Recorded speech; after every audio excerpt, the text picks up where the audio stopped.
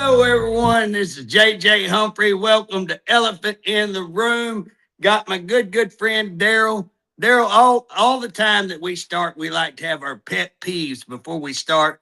What's your pet peeve? Today, the pet peeve is, guys, when you got a computer and you got it all set up and the sound system won't work when it's worked every time you come down here. That's my pet peeve. Every time you get on something different. So we had to jump to the phone today. So we're actually using the phone with me sitting in here with a whole computer sitting right here. It ticks me off, but that's my pet peeve for today. So Darrell, we got a lot to go over. I mean, we got a lot to go over. So for those of y'all that haven't heard Darrell before, he's been on our program before. Darrell got involved with the custody case of his own child. I mean, horrendous, lots of things going on. And the court system, I'm talking about very corruptly. Darrell, stop me if I'm wrong on anything. Extremely corruptly, over and over again. The cities, the court systems, everything filing against you, these lawyer groups filing against you constantly. You've got this in front of us, me at a committee, got your case and several other cases, because you become an advocate for all of this. People reach out across the state to multiple states, I figure, because you get the same kind of stuff I get. I get multiple states. But they reach out to you, so you become a well-known advocate for all this. We end up having a hearing in the Criminal Justice and Corrections Committee. We end up trying to take that to a grand jury, and the grand jury gets killed, and then we try to file another grand jury, and they're trying to kill it, quash it, and that's kind of where we're at today. And I'd just like to start off with, let's just start with that first grand jury. So you were highly instrumental in filing that. What were the reasons that we were claiming that we wanted to file that grand jury? Um, yeah. Uh, I'm gonna get a little bit of a history, maybe, of how you and me even ran into each other. I guess to make that make sense. A lot of people, wonder why am I even anywhere near any of this? Um, Give me a little bit of grace to go back just a little bit for a few Sure. minutes. Yeah. Um, Back in 1995, I started advocating for young men that didn't have a chance in Payne County. Started seeing horrific abuse in the juvenile detention facilities. Um, Shortly after 2000, I was mentoring young men down in Southwest Oklahoma in Manitou facility. Um, an incarcerated young man had to have, I'm gonna say it, had to have his rectum stitched up in an emergency room because of what was happening to him inside that facility. Law enforcement was never engaged. The Oklahoma Commission on Children and Youth did the investigation and kept it in house. There was never even an investigation. Since that point, I just can't look the other direction.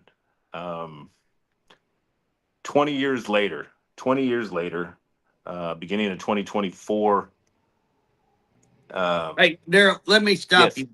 I mean, you went by that real quick. So, guys, this kid was raped.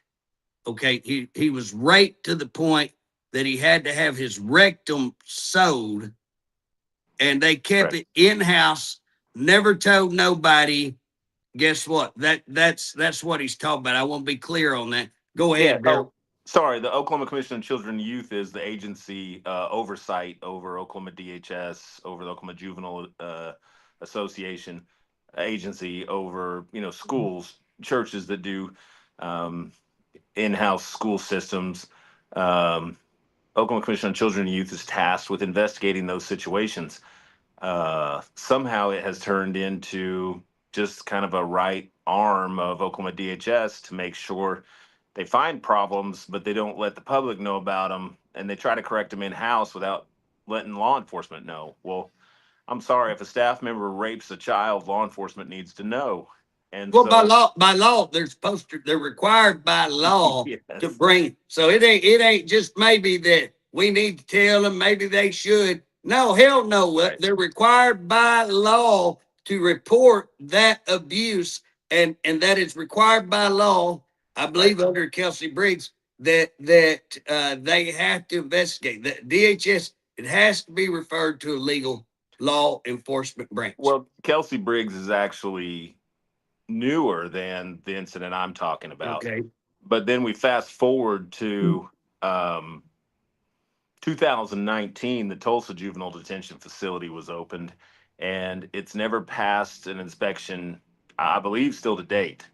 It came out knowing that the staff were never appropriately had oversight. The juveniles never had appropriate oversight. Staff were bringing contraband in for the kids. Staff were engaging sexually with the kids. Rape, sexual battery was happening with the kids. Um, 20, 21, 22, 23. These reports are coming out. Oklahoma DHS, the Oklahoma OJA, and the Oklahoma Commission on Children and Youth are handling it in house. There's no law enforcement coming in to work on any of this. Um, and so there's where I guess my world collided with everything. I was on the governor's Fathers Forward initiative, and we were working towards trying to make it Oklahoma get fathers more involved, having fathers have better opportunities in school and raising the kids and making sure fathers were engaging, not being ostracized, but also those that didn't feel they had hope to be with their kids, were trying to get them back engaged with their kids. Uh, I was tasked on a task force with the director of Oklahoma DHS at the time to work on domestic abuse, and collided with the same time period. Um, we found out about all this rape and sexual battery in the Oklahoma Juvenile Detention Facility. So And all that that was in information, Tulsa. That and that was was in in the Tulsa. Tulsa one Yeah, the current one that we're yeah, talking about was Tulsa. The one we were talking about before was down around Lawton, right? yeah. Southwest. Even west of there, yeah. Yeah. Um, so the same 20 years, we're still doing the same thing. And Right. so I started, just asking while I was in rooms with, you know, when we're at the governor's mansion for lunch, or whether we're talking to the director of Oklahoma DHS, I just started saying, hey, we're 20 years into this. How come we're not addressing this? So I got plugged in with some of the senators from the Health and Human Services Committee, and started talking to them. My personal family situation escalated, and never in a million years, after working with kids for 20 years, I think it'd be in my world, but it was. Um, so long story short, the former chief of police, the city of Stillwater, current chief of police, the city of Stillwater, Payne County sheriff, and the Oklahoma Commission on Children and Youth through DHS all referred my personal family case to OSBI. Um, And all them have the authority because you have to have the people who have the authority. So all those 5 or 6 that you just might name all have the authority and can refer a case to right, the OSBI. Okay, great. right. So beginning of 2024, we start hearing what's going on in the Enid Juvenile Detention Facility. The physical abuse that's happening to these juveniles and these disabled adults in the Enid facility. Yeah, and then we're Um, mental yeah, health kids. Yeah, right, disabled. right. In addition, we've got 2 and 3 years of reports of the same stuff happening in the Tulsa Juvenile Detention Facility. We got the same reports coming down out of the Norman area juvenile detention facility. Like Darrell, I also want to add this, and I don't know if I've ever told you this, but I actually had called in on the facility called Kojak, which is their main where they keep their roughest crowd, Kojak. right, And then I right, also turned in Scissortail, which is in Norman, and we had a whistleblower ready to go forward and to talk to them, and they never after me contacting them, they never come back and followed up with an investigation period. right. So early 2024, I got in this weird email exchange that included the lead counsel for OSBI, the director of Oklahoma DHS, the director of the Oklahoma Commission of Children and Youth, the Speaker of the House at the time, who was Charles McCall, Kyle Hilbert, John Eccles. Um, what's going on here? Like, we have all this evidence that DHS is not only facilitating, covering up abuse against children, they're manufacturing evidence to cover it up. They're manufacturing evidence to hurt whistleblowers. We bring all this evidence forward, and I get asked to go to a meeting with the director of Oklahoma Commission on Children and Youth and her entire administrative staff, a very prominent senator from the Health and Human Services Committee, um, leading advocates from around the state. And I think it is about a project I'm working on with Oklahoma DHS. We're talking about Oklahoma DHS has really good protocols for children shouldn't witness domestic abuse, uh, because in the state of Oklahoma, domestic abuse in front of a child is a felony. But the only literature that Oklahoma DHS has is if a male perpetrates domestic abuse on a female. So I was actually working with the director of Oklahoma DHS on getting new literature, because we know that women perpetrate on men, and children seeing a mom physically abuse a dad is just as bad as the other way around. Just maybe the physical damage isn't as bad to the dad as it would be the mom. But we're also seeing homes where we have 2 moms or we have 2 dads, and domestic abuse needs to be corralled so that children aren't witnessing it. So I think we're having a meeting about that. I'm working on some legislation with some of the legislators to try and push forward a more comprehensive domestic abuse. Um, but we have a meeting right here in Stillwater, reserved room in the library, and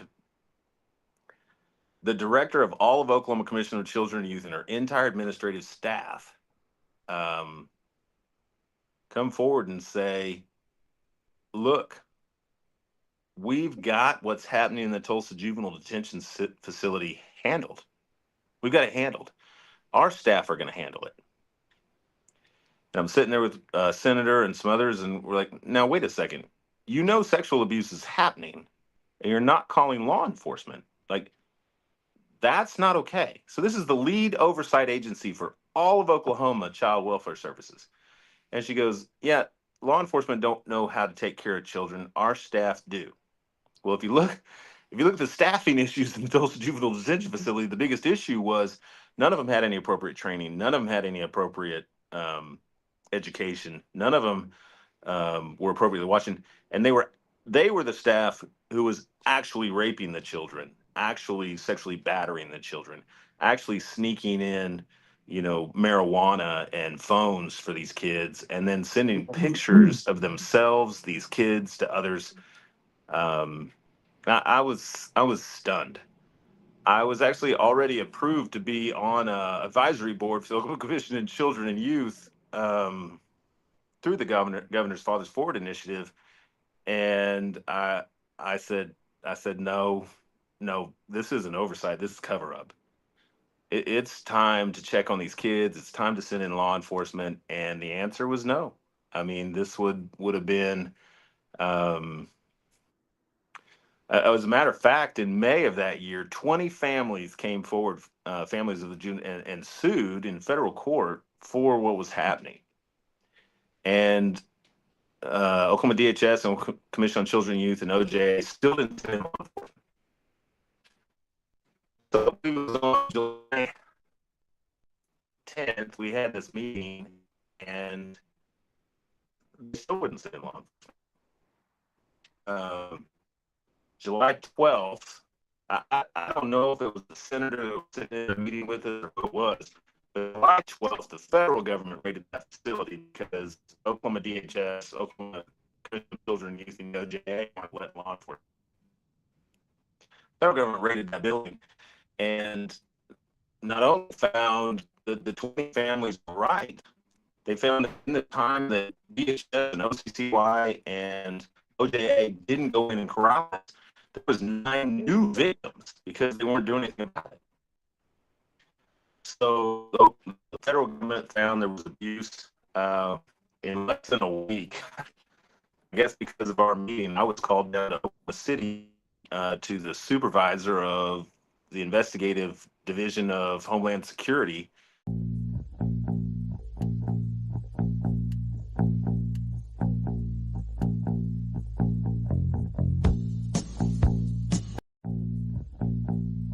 Longer welcome to be on the advisory board over OCCY.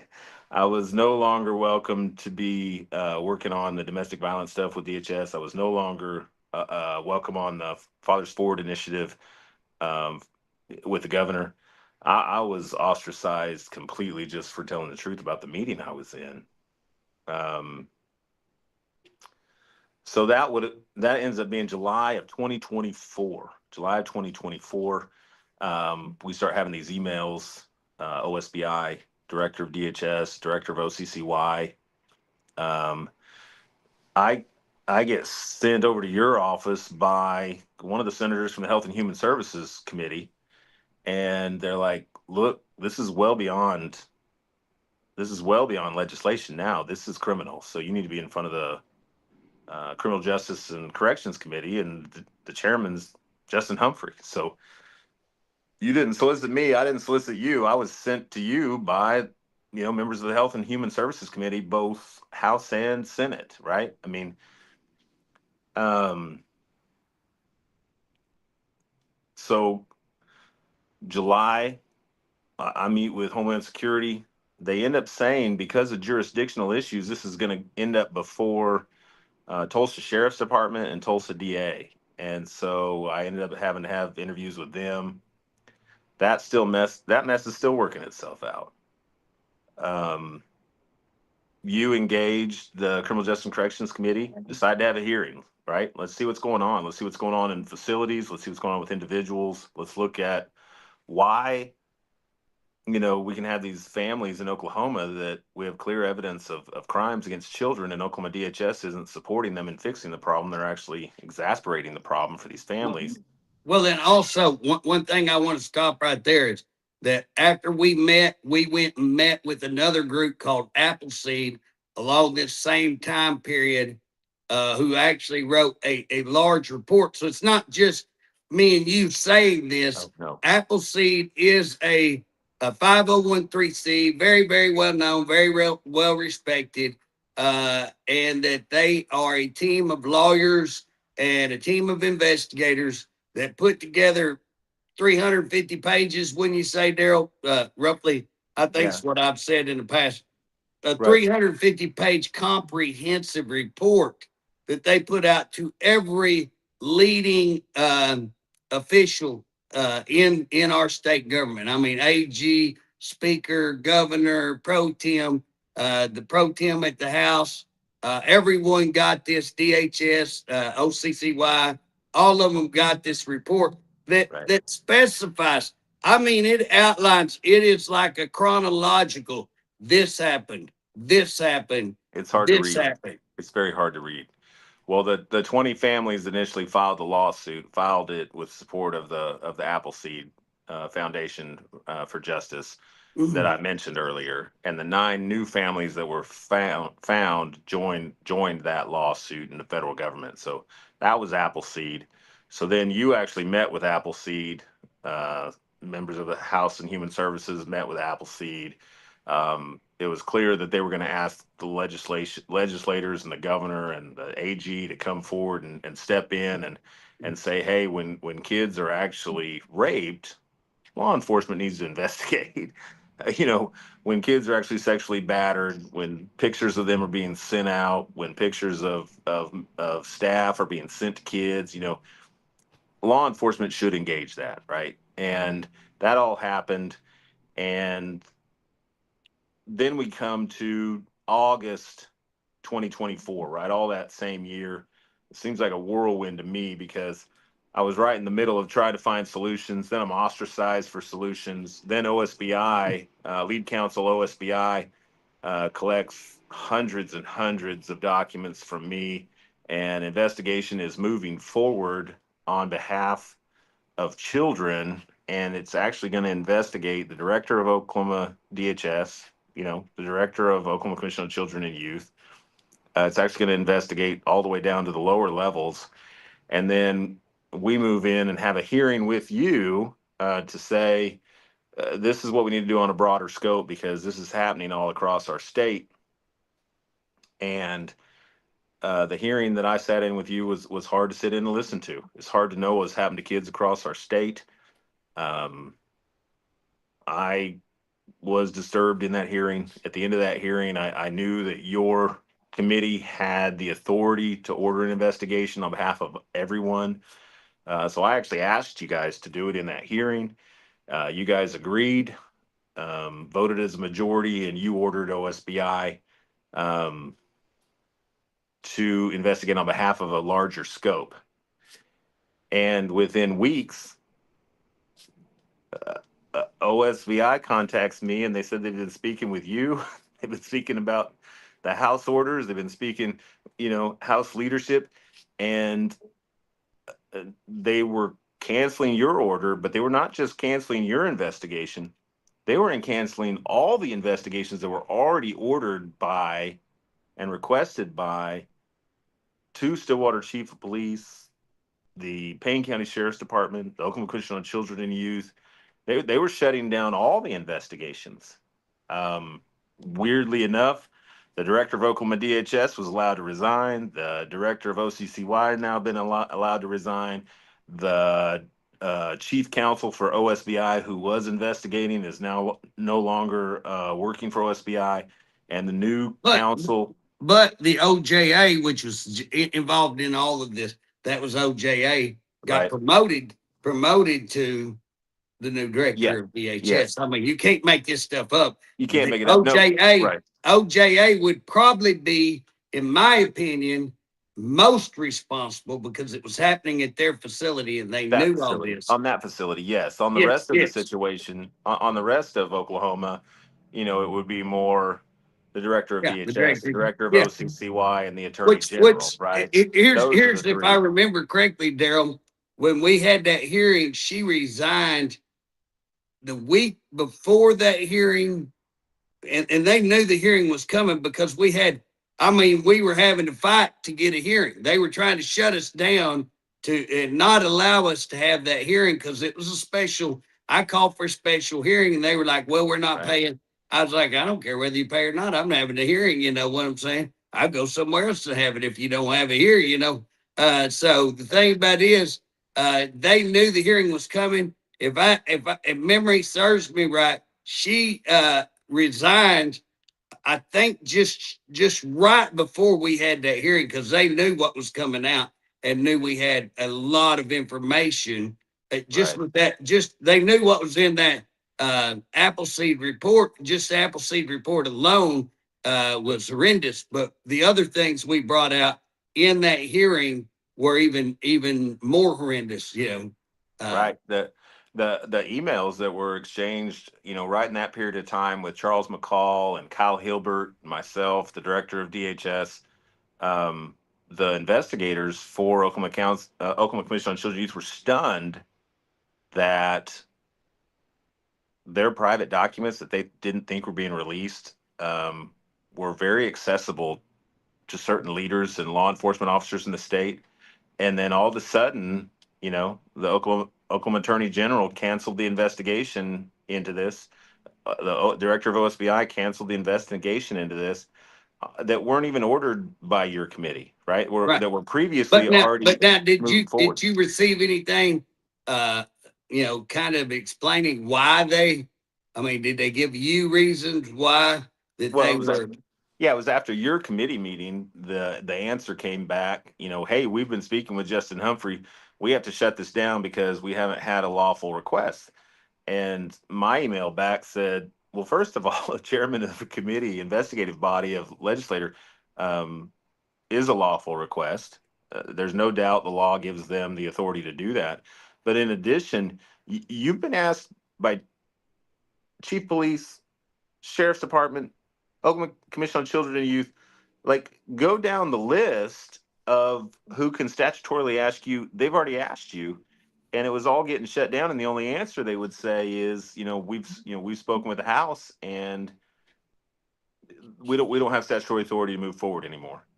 Right. So And again, I had written the Supreme Court after they said all this. So this is a document that we wrote to Supreme Court 74 OS 150 5 section allows the chair of the legislative investigative committee, which has been granted subpoena powers by resolution upon authorization of the majority of the committee to order an OSBI investigation.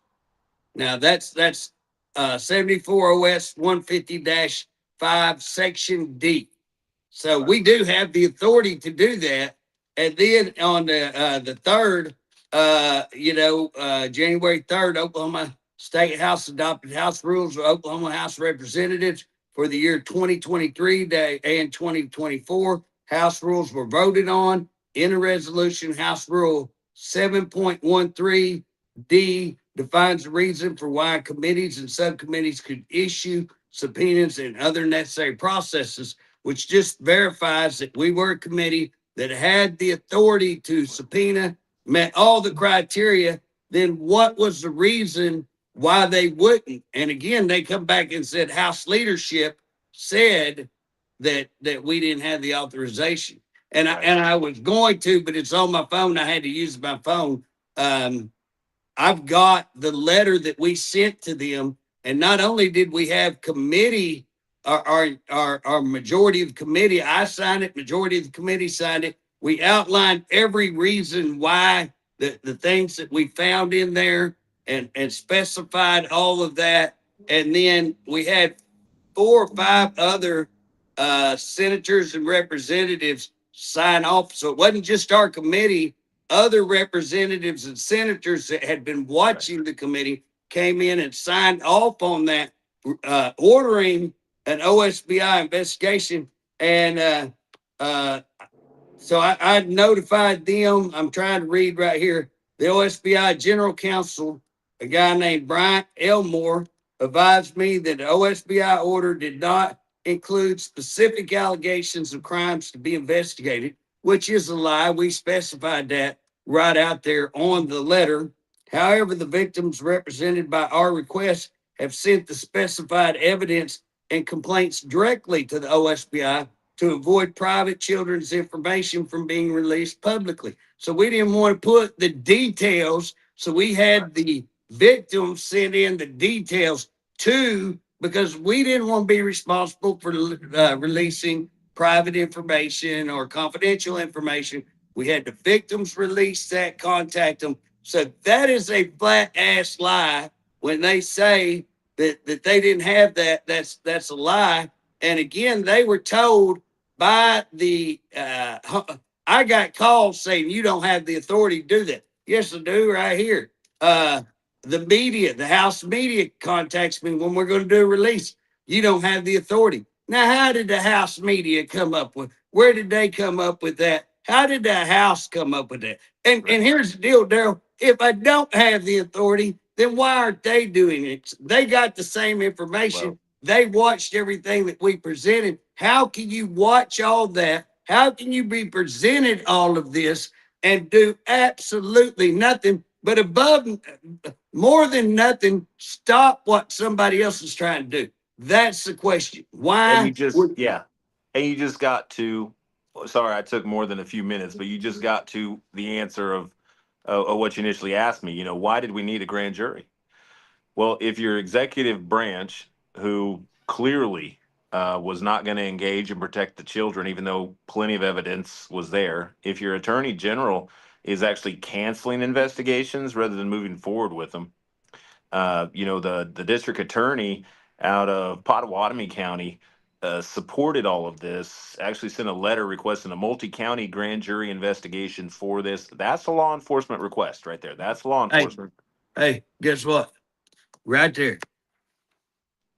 Attorney General Drummond. And it was written, and I'm not going to read the whole thing, but this was written by me to say that, hey, this attorney general, the district attorney, had just written a letter to them asking, and his name was Adam Pantner, asking for a multi county grand jury. Right. So, So so the amount of evidence that has to be available for a district attorney to ask for a multi-county grand jury investigation of the Attorney General of the state of Oklahoma to investigate state agencies, the amount of evidence he had to have to write that letter is massive. I hey, don't Darrell, think it's as big as what you had out of your committee, but it had to be massive. let me read just one. I'm just going to read one section because what I did, I put in my letter one of the statements. I took part of his letter out and put in my letter to say this is why I'm writing. And this is in his request. D.A. Pantner stated, "My anger towards those who fail to protect children is only eclipsed by my anger towards those who harm them, and I plan to deal with each accordingly. Therefore, I will not let this issue rest or be ignored until justice is obtained by every one of the children who suffered preventable rapes, sexual assaults, physical abuse, extreme neglect due to DHS failures. As for those who perpetrated the abuse in the first place, they will be prosecuted harshly and aggressively as the law allows." Now, that was the statement he made. That's coming from a district attorney of another county that wasn't even involved in the ones that we're talking about. But he's saying this whole thing's going on throughout the state, and we need a Right. multi-county Right. grand jury. And then here's what's funny. I write a letter to the AG as well. He responds back to me. So I got a response back saying that he's looking into the matter, but that, all the stuff that I'm saying, we didn't provide enough Well, boy, we provided enough all kinds of evidence. But at the end of the day, I was not the only one who wrote him. There was multiple, if I remember correctly, legislators, I think 5 or 6, that followed up with the letter supporting that DA and saying, hey, we need to have this. So, right. An Appleseed, right. the over 45 families. Um, it's hard to imagine. So the point we're getting back to is, oh, and by the way, Adam Panter, the district attorney over Pottawatomie and Lincoln County, was Pottawatomie Lincoln County is seeing all of the overflow from Payne County into their court system. So Right. A good portion of why he wrote that letter is out of Payne County. Absolutely. So why And why would you as your case people? your case is Payne County, so that we get that, because they're making a big issue that we don't have tie back to Payne County, but we do have tie back to Payne County, because your case is Payne County, and all these officials shut your OSBI investigation down, and they didn't have the authority on shutting down the OCCY one. They didn't have the authority to shut down the sheriff. They didn't have the authority to shut down Still Water PD. And again, I don't believe they had the authority to shut mine down. No. But if they did have the authority, it would only be that one authority. And then the question becomes, if you have the authority, why aren't you asking for the investigation? So why did we need a grand jury? Payne County Grand Jury case GJ 2025-1 was multiple legislators from both sides. Excuse me, both sides of the aisle.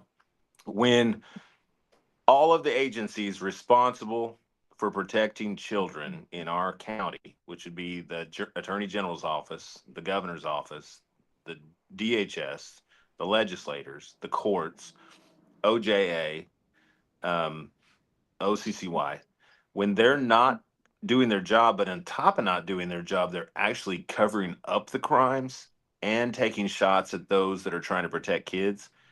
That's what a grand jury is for. It's redress of government. It's just saying, hey, we would like a higher authority to come in and look at this. We would like somebody to do what all these people are tasked to do and aren't doing. But on top of it, it actually looks like on top of not doing it, they're covering it up. So when you realize at the same time, like at the exact same time, there's over $100 million missing from Oklahoma DHS. At the exact same time, there's massive national news media of the Tulsa juvenile detention facility. There's massive national attention for the Enid facility, disabled adults and children. And then you actually have hundreds of documents being sent to the Speaker of the House, to the Attorney General. And there's no doubt Oklahoma DHS is manufacturing false allegations, is manufacturing false calls to the hotline, is covering up. They won't release the OCCY reports on behalf that show all these crimes happening. It's time for the public to say, hey, this is our job now. Well, And and so hundreds of people are coming forward oh, saying, thousands. I mean, Thousands. yeah, Yes. thousands. I would go Thousands. thousands. I get Yeah. calls. I can't keep Yeah. up. I guarantee if I got on my phone right now, I'll have 20, 30 calls to try to. I was up till 2 o'clock answering messages the other night, and my phone went dead. I finally just said, "Hey, go to bed 2 o'clock." Right. So Right. well, now So I was happy to join in with legislators from both sides of the aisle and push an investigation that the public has a right to ask for. Well, now, That let's stop right there. The public has a right, because under your First Amendment, your Constitution, everybody understands freedom of speech, freedom of religion, but there's a lot of other things in there, and it says that you have a right to petition. So we have the right to get a grand jury petition. We have the right to petition. In that right, you have the right to readdress. So redress, whatever you would call it. I always pronounce that wrong. That's the country. Yeah. But redress, you have the right to redress which, guys, merely just says you have the right to file a grievance. That's your redress your grievances is what it's talking about, and that's in that petition. You also have the right to associate, and that means you can get together. People can form a group and file this petition. That's under your First Amendment rights to do that. That we've all got that. So again, that's really important to remember because they're trying to stop that First Amendment right. And again, if you look all across the state, what they've done to just systematically prevent grand juries from happening. I mean, the courts are. Why do our biggest state agencies not want these investigations that the public are asking for? Right, these are Well, being asked for all and the across the government, state. yeah, I Yeah, mean, not just the state yeah, agents. State agencies yeah. are top government officials. Would you ever dream that your top government officials would come out and file a motion, not Not at even all. try to do it in the back alley? They come out and file a motion to quash. I mean, we've got them filing a motion to quash, which I believe is illegal. I believe they have no place in there. And again, a motion to quash is just simply a motion to kill your grand jury. I mean, that's what it is. Well, until a grand jury is certified, until the signatures are certified, it's not a legal set of actions. It's a right to associate by the people to Well, see if there's here's the enough deal. people that want the investigation. And just so everybody kind of gets a understanding, I'm an investigator. I cannot file charges against anybody. I can't file charges. I can bring an investigative report. I can file my report with the DA. The DA reviews my report, and the DA, looks at that and says what crimes have been committed. They put that under. They go down to the judges, and the judge signs off on that. And until they file that charge, guess what? There's nothing there. You can't jump in when I'd go up there and hand that to the DA because there's not a charge yet. That Right. DA does it. He takes it judge does it. They go down there and file in court clerk. There's the case. Now you can file into it and you can start arguing. Okay. Just the same in a petition. When you have a group of people come in and ask for the right to get a petition, all that is just going, hey, we want to have a petition. They go out, they collect signatures until those signatures are collected, turned in, certified, and the grand jury is approved. Then they will file in with the prosecutor. Bam, now you're ready to go. Anything filed in before that process is improper in my It's opinion. interference. It's Oh, interference absolutely. It's in the obstruction. people's right to associate for a grand jury. 100%. And so when you see our former Speaker of the House filing in 20 times in the former case that I was working on, and I've read the documents from the case you guys have going on now, and I'm sure you want to talk about that. Um, that's interference in a grand jury. That's interference people's right to associate. It's Right. interference in the First Amendment right of the Constitution, and those rights are also protected by the Oklahoma Constitution. And then you see our current Speaker of the House is filing in as well, and you just wonder, what are you trying to stop? Like, what do you Why not would you want the want to? public to know? Yeah, why would you want to stop an investigation into rape, sexual abuse of children, DHS fraud? What would they want to stop that for? And if they go, well, you mentioned my name. Well, if you ain't guilty of nothing, who cares? And I do want to point out that the AG was mentioned in this what as well. Gittner Drummond, and I've had lots of back and forth with Gittner Drummond. But you know what? He hadn't come in and tried to obstruct. And and, Oh, and here's the you're deal. in the There's new a grand thing, jury that you and 15 other parents for Payne County, Oklahoma filed.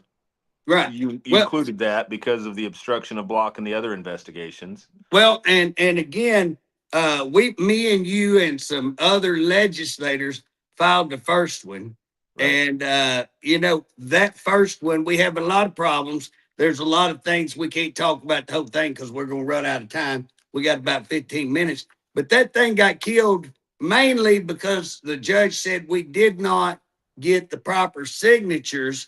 He's saying that we didn't get the proper signatures. And in fact, he said in writing, the hearing petitioner's argument focused on three topics: the correct percentage to be used for calculating, We think that they didn't even use. We think we did get the proper Oh, absolutely. signatures. We're pretty certain on that. Got way more than we needed. Yeah. Yeah, we requested additional time because they took away time, messing with you. They took our time.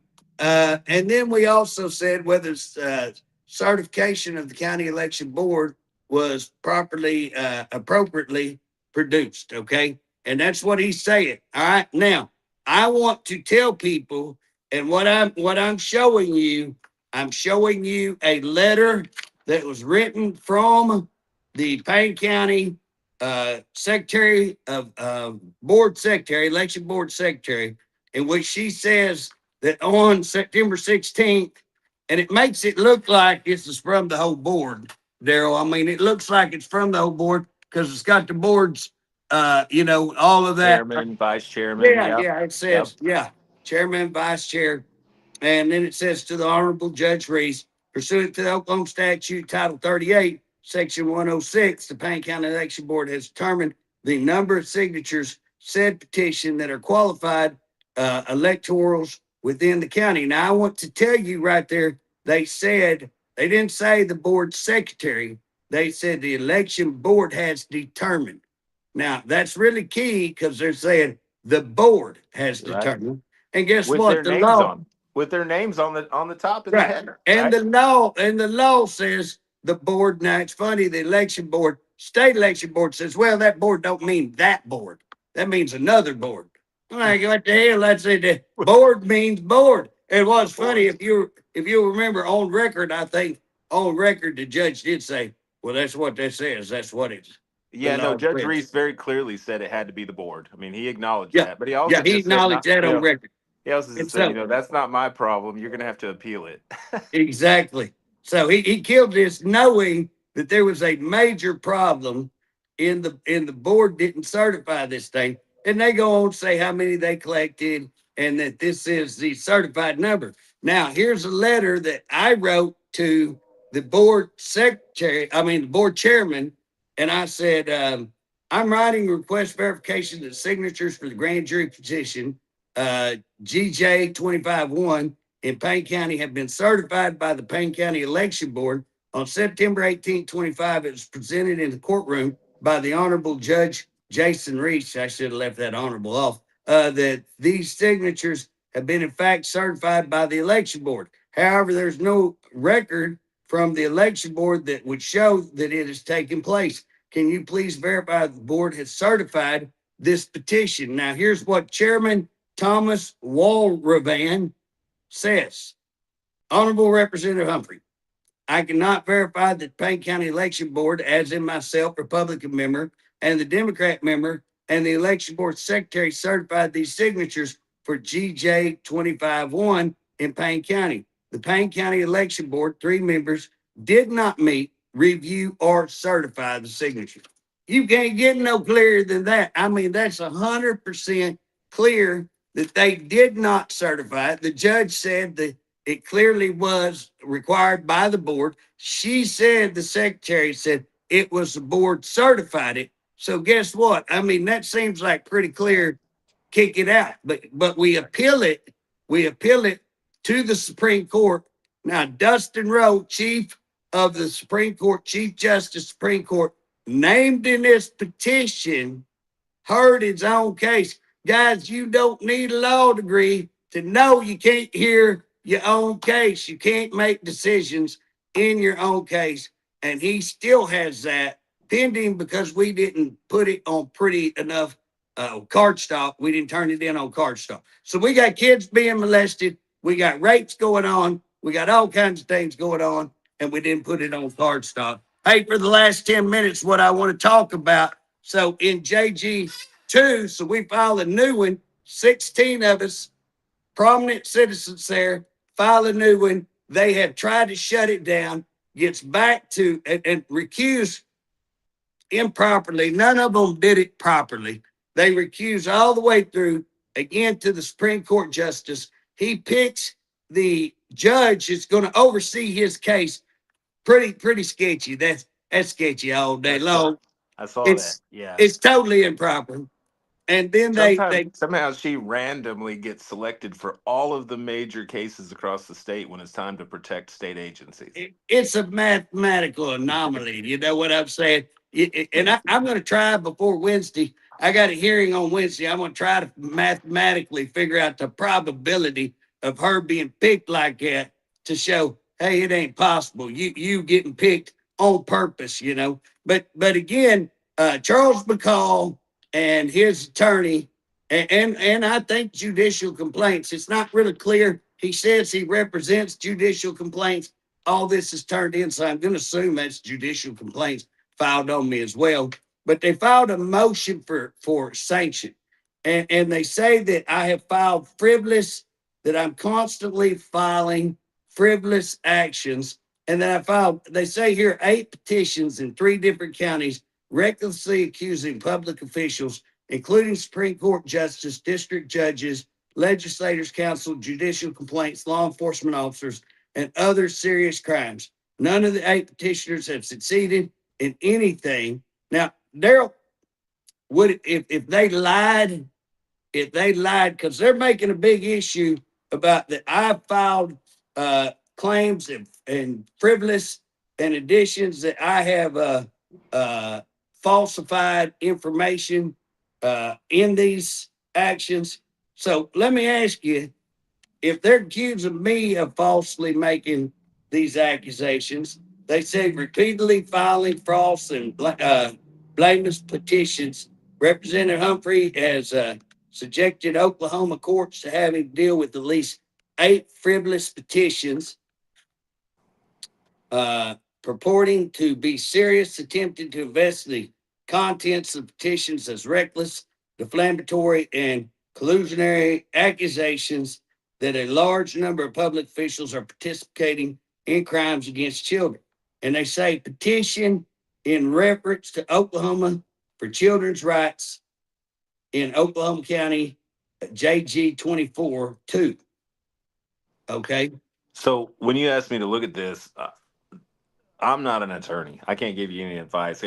But anytime somebody intentionally tries to defraud the court, they put false information in a pleading or that's fraud on the court. That's to me, that's indirect contempt of court. That's my issue with our courts. If our courts don't require truth to be told, if our courts make decisions based on known fraud, then you never have a court of justice. And I think the Supreme Court's already said that about our courts because the Glossop case that you know very much about. Recently, case I was on. But if they allow perjury in the courts and they allow fraud on the courts, you can't come to the right answer. So, well, here's the deal. Intentionally trying to defraud the court, intentionally trying to deceive the court to get a favorable answer. When the judge knows that's happening, the judge has a responsibility to turn that over to the proper authorities, and that doesn't happen in court. And that was one thing I noticed when you asked me to look through those documents. I was like, they intentionally put fraud on the court to deceive the judge, to deceive the court, to obtain a favorable outcome. That judge automatically has an obligation to notify the proper authorities. Well, that's going to be the Bar Association on the attorney. That's going to be law enforcement and the attorney general on the crimes, right? But our judges don't do this, and this is why we can't. This is why people don't trust our courts. Well, and here's the deal: they're saying that I'm filing blamelessly, and they're asking that I be sanctioned, but they know that we're not Oklahomans for Children's Rights. We already went to court and proved that. I mean, that's on, incorporated. That's on. They left that off, by the way, intentionally. Yeah. But the thing about it is, we've already been to court and proven that I'm not part of that group, and yet he's coming back knowing I'm not part of that group and claiming that I am part of that group and giving me 100% credit. And again, if I don't file it, how are you going to give me credit for? Just like this 16 of us filed this, we're Payne County, and they're saying, oh, no, you can't associate. Well, guess what? Under the First Amendment, I can associate. And guess what? You're associating with, you're claiming that you're representing Oklahoma County in this thing, which is totally a false lie. And then you're saying that you've got Grady County. And Darrell, I've got all kinds of statements from those people who filed that. notarized statements that say I was no part of it. I ain't even been in Grady County. I don't know what in the world they're saying, but it's false. I mean, it's a total 100% lie. So again, they're saying that I'm consistently lying, and that the court has found 3 times that Charles McCall was cleared of all of this. Darrell, you've been through the whole thing. You ever remember the court having Charles McCall come in, testify? Do you ever remember Charles McCall being questioned, anything at all? Has Charles McCall even showed up for the court? No, that's the interesting thing. I was reading in the documents of your new case. He filed sanctions on you, and that hearing's been changed timeframes a couple of times, but it's going to come up this Wednesday, right? Yeah, and again, he filed a motion to quash my subpoena. Now get So this. you subpoenaed a guy running for governor, a guy who was the former Speaker of the House, who filed for sanctions on you. Yeah, he You had filed to a case. subpoena him to come to his hearing. Yeah, you can't make this up. He files on me, but I got to file. In any other case, you don't show up for your own hearing, you lose. You know what I'm saying? In this case, I got to file a motion, a subpoena, not a motion. I file a subpoena to get him there. He says I failed to make proper service. Why the hell should I have to make service to begin with? And then he makes issues of, I didn't make the proper fee. I gave him $10 to be there, He but wanted you didn't money pay his he wanted gas you to money. pay him mileage. He wants Yeah, you to pay yeah, him it's mileage to come to the hearing. his case, and I got to pay him mileage to come to No. his case. Guys, you can't make this up. I mean, This right guy's here running it for says, governor. yeah, running for governor, and he says, a reasonable time to comply. He hasn't had reasonable time. He ain't got the time to come. Wait. He filed the hearing and he doesn't have time to come to his own hearing? Yeah, he doesn't have reasonable time. He hasn't had sufficient time to comply with the court. Now, guess what? He's had just same. I mean, he's got an attorney. He's He knew before notified. you. He He knew before filed it and you he was because he's a, notified and I don't have an attorney. I'm having to do all this myself. So if we want to talk about some time issues, it looks like it's postponed twice. He should have plenty of time to be there. yes. And he said this is a feeble attempt to divert attention away from Representative McCall's sanctional, behavior. I would say I don't think you're McCall needs diverting. to be sanctioned. I don't think you're diverting. I think you're hitting it head on. Let's talk about it.